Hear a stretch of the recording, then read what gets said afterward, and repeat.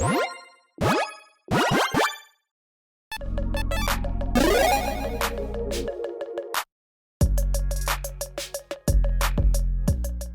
everyone, Mitch coming in for the Commander Score Studio. Welcome to the show. So I'm hoping this is the last episode that I kind of ever have to do with these kinds of things. I do think it's a necessary episode to do, and kind of just how do we kind of move forward? What needs to happen?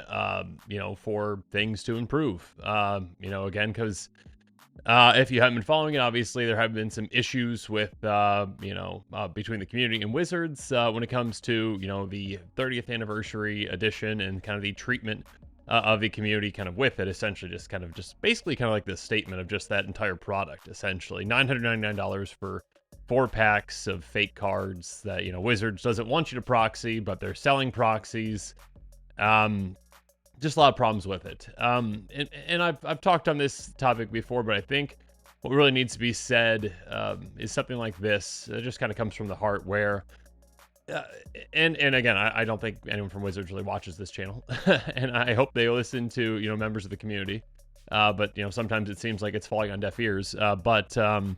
Yeah, Wizards, you just need to apologize. You really need to apologize for things to improve, for things to move forward. You need to, say, hey, we made a mistake. You need to say, hey, we're sorry. We won't make products like this again. We realize the error of our ways. Here's what we're going to be doing in the future to improve on things, to make sure that something like this doesn't happen again.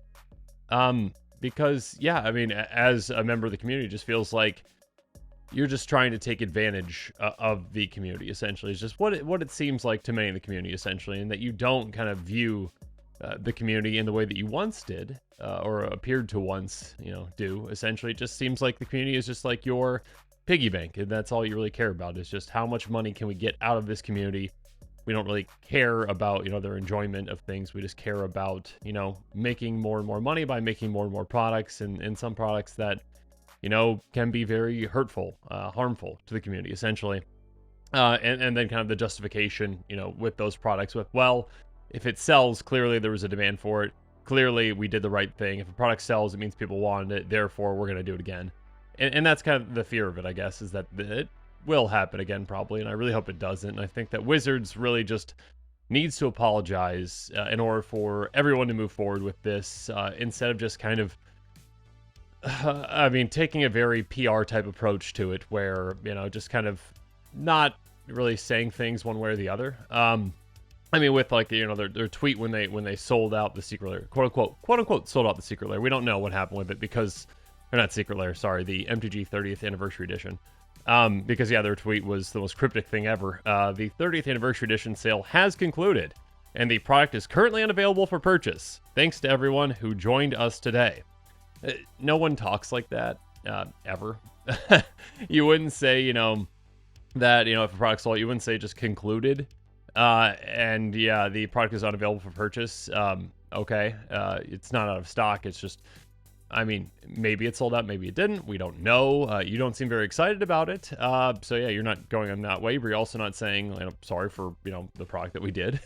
And then also, yeah, thanks to everyone who joined us today. That's just a weird way of saying, not thanks for your support. Just like, it's very strange. So it seems like, again, the approach is kind of more this PR type of approach where it's just like, there isn't that kind of, again, and what Wizards wants to be perceived sometimes as a relationship between them and the community, is that they do have kind of representatives, and we'll talk about some of those things here in a bit.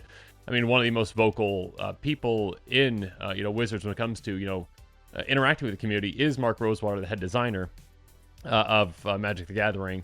And, that can kind of cause some problematic things, at least it seems like, when there is that interaction where, members of the community are told things by, that representative of Wizards, essentially, and some of them end up being untrue at sometimes, basically, okay, with the 30th anniversary edition, right, it's, some of the reserve list cards, obviously, from beta are essentially reprinted as proxies, and, on Blogatog, Mark Rosewater's blog, asked, is there an explanation of why gold border cards violate the reserve list online somewhere? There isn't. Can you explain why they violate the reserve list? Mark said the non-tournament loophole was closed many years ago, and we'll talk about a quote later. that kind of talks about, why this is kind of ironic. Again, this quote's from 2017, so not all that long ago. I mean, 5 years, but not all that long ago. So apparently the loophole was closed even years before that.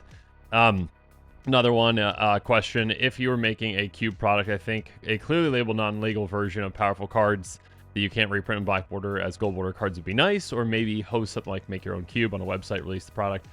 And Mark Rosewater said, we are unwilling to reprint reserve list cards at normal card size regardless of border or back. So, I mean, the reserve list cards, Black Lotus, Power 9 cards, plenty of other ones from the actual, MTG 30th anniversary product are on the reserve list. And yeah, they are being reprinted at normal size. Same black border.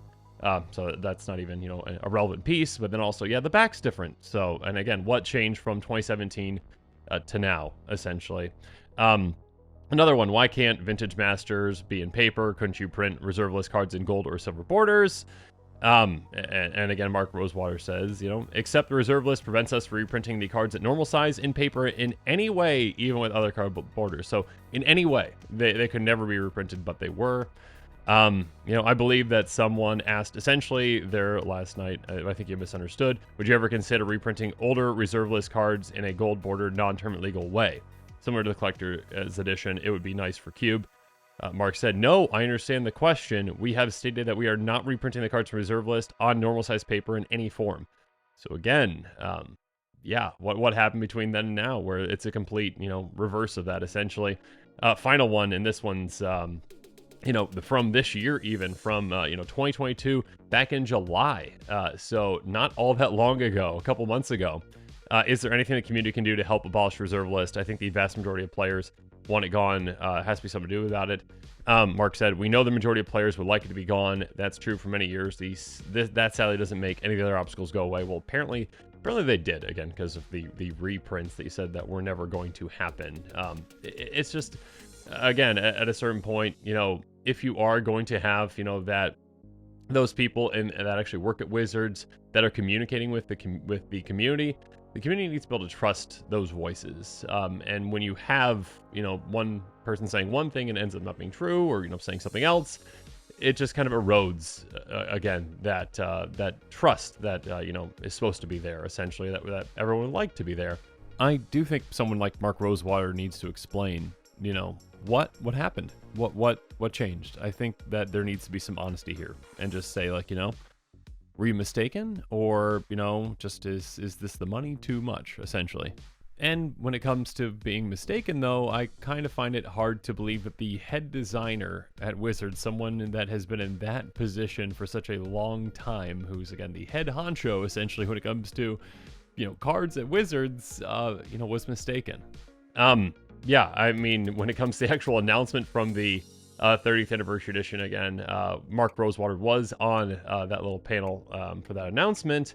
And yeah, a quote from there, they are not tournament legal. They have a different back. Mark Rosewater, head designer. Yeah, I mean, again, that was something that you said essentially would never happen. Just because, now there's this new product, you're like, oh no, it's fine. It's fine now because I've changed my mind in the past, couple months or whatnot, essentially. Yeah. Oh, all those things I said previously, how they could never happen, they happened because we're selling a product for $1,000. So again, when you have someone kind of speaking on both sides of their mouth, it makes it very difficult to kind of, again, trust anything the company is doing or saying. Another quote from Mark, the 30th anniversary is so exciting. Great. Glad you're excited about it, Mark, because not many other people are. A quote from Blake Rasmussen, PR, on that same YouTube video of the 30th anniversary. It's our party and we'll throw it for as long as we want to. Another one, our super long and super well-deserved birthday year. I don't think many Magic players out there right now are thinking that it's super well-deserved at this point. Again, I don't play Pokemon, but I heard from others, about how exciting the 25th anniversary was for Pokemon. Essentially, I believe that was last year, 2021, and how they had all these different things that, that basically kind of just made the community feel, very excited for it, made the community feel very much a part of it. And this kind of more so seems like, it's kind of like, that's the best way I can describe it is, again, it says it's our party and we will throw it for as long as we want to. So it's like that friend that like has a birthday party, I guess, and then expects you to bring like $1,000 gift for them, essentially. Like, yes, okay, so you come here, we're just gonna party as much as we want to. Oh, it's all about me, and bring me money. Essentially, is kind of like how the thing, the 30th anniversary so far feels, with that product, essentially. So, yeah, I think the big thing again is that for the community to really move forward, for Wizards to kind of, repair things, it really needs to come from Wizards. They, instead of just brushing it under the rug and not talking about it, which seems like kind of the approach, and again, with that, that tweet from, their account about the actual, actual sale of the 30th anniversary, again, it's just very robotic. It's, again, like one of those kind of automated messages, it just feels like.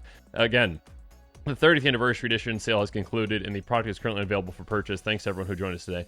No one talks like that. And again, this seems like a very like, okay, what's the most way that we can thread this needle? What can we say that just is kind of vague, that doesn't, upset anyone on either side, or, doesn't admit any, wrongdoing on our part, essentially, and it doesn't, make, people more upset because we're going to say, yes, we sold it all, we're awesome, good for us. I'd rather them do that because, again, that's more honest, essentially.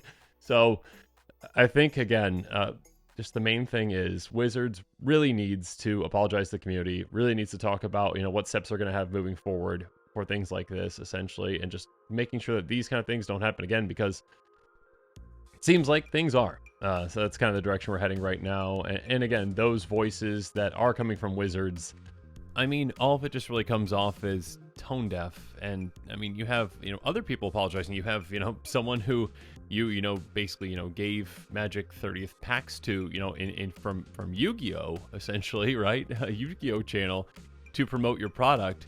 And they, after, receiving the feedback, from the community, from not even being part of, that Magic community, essentially, they apologized. They, took it upon themselves to say, I'm sorry, like, I didn't realize, exactly what I was promoting. I should have done more research to it. I should not have done this episode. I am very sorry. They apologized, but yet Wizards, the actual company, who's the one who's, making all these mistakes, who's the one who's, doing all these things, just, again, comes off as very tone deaf, not apologetic, not, not connecting with the community in the way that they need to with this kind of a thing.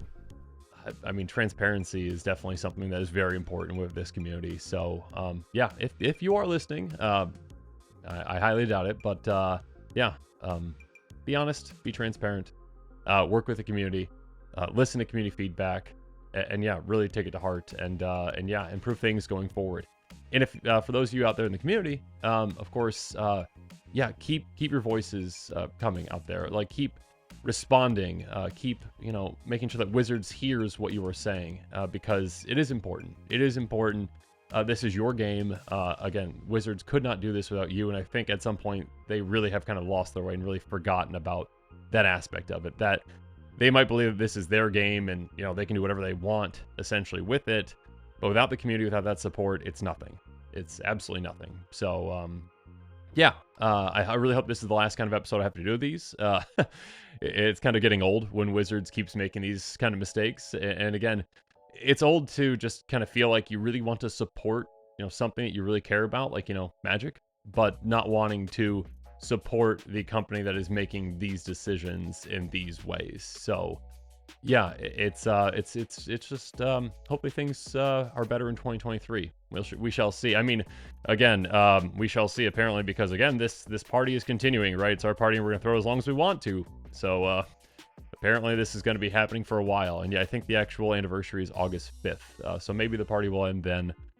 Maybe some clearer heads will happen after that too. So yeah, let me know in the comments below of what you think about all of this. Let me know what your thoughts are on Wizards. What can they do to repair this? And actually, I probably should have mentioned this too. I forgot about this, but yeah, there was like a Reddit post that was basically like, what product can, Wizards hired you to, make a product to fix all this, essentially. What kind of product you make? And so that's kind of the thing. It's like, it's not really a product that they need to make. It's what they need to do, what they need to change, what they need to say, essentially, to make this all better.